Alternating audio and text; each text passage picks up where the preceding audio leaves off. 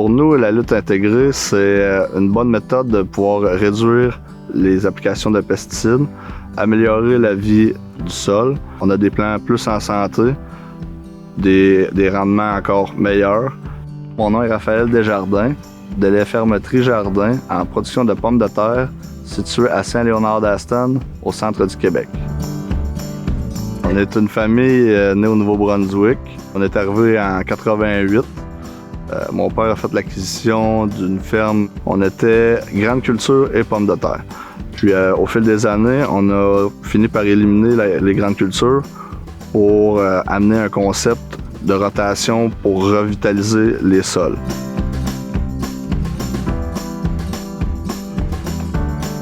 Le nouveau système de rotation sur la ferme, c'est 1 an sur 2 en pommes de terre. L'année qui est en congé de pommes de terre, on plante des mix de 10 à 15 espèces différentes. Ensuite, on laisse pousser, puis on va avoir une bonne hauteur pour passer l'hiver. On a un agronome qui nous accompagne sur la ferme depuis 2019.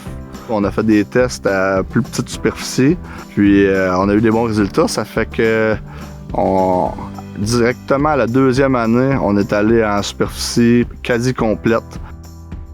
L'approche de semi-direct sur couverture végétale permanente, c'est une approche qui s'inspire grandement de l'écosystème forestier, qui mise à intégrer les cultures de couverture dans les systèmes de production. Où on veut minimiser le travail de sol, ramener la chaîne alimentaire dans les sols, c'est-à-dire les champignons, les insectes bénéfiques. Dans le fond, on veut avoir une agriculture qui est beaucoup plus naturelle. On veut que des cultures de couverture deviennent des alliés pour les agriculteurs.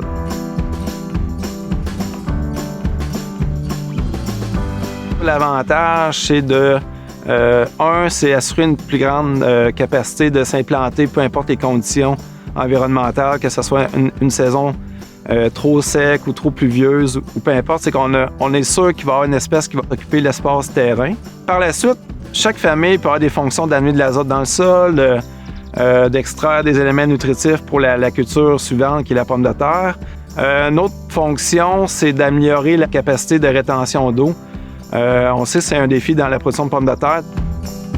En étant en rotation avec des grandes cultures, on a vu qu'il y avait des carences au niveau de plusieurs éléments dans la production de la pomme de terre.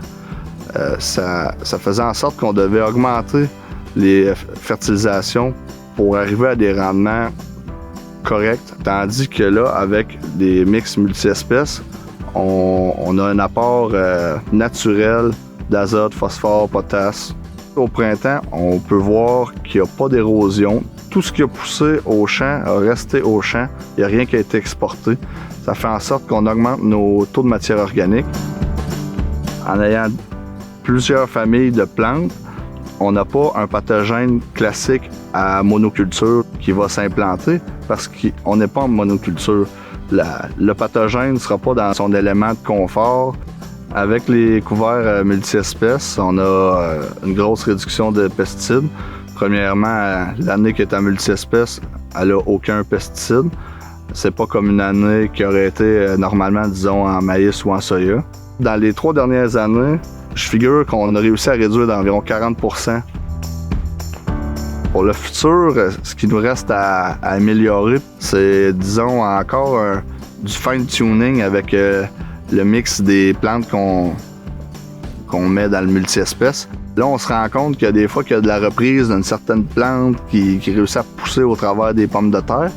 Mais avec différentes techniques, on va réussir à contrôler ça.